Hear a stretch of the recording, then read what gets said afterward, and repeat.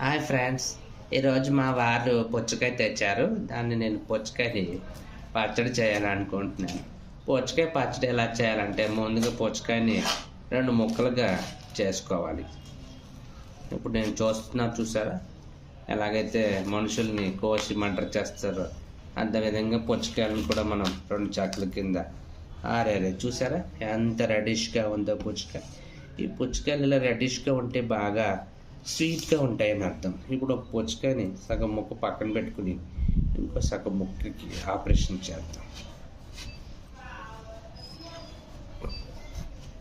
చూసారు కదా, ఈ పుచ్చకాయని ఎక్కువ మంది తెచ్చుకుని వెంటనే ఫ్రిడ్జ్లో పెడుతుంటారు ఫ్రెండ్స్. అట్లా పుచ్చకాయని ఫ్రిడ్జ్లో పెడితే అది బాగా కూలింగ్ ఎక్కువైపోయి చల్లగా ఉండి మనకి టేస్ట్ అనేది తెలియకుండా అయిపోతుంది ఫ్రెండ్స్. పుచ్చకాయకి కూలింగ్ ఎక్కువైపోతే కూడా ఆ టేస్ట్ చప్పగా ఉంటుంది.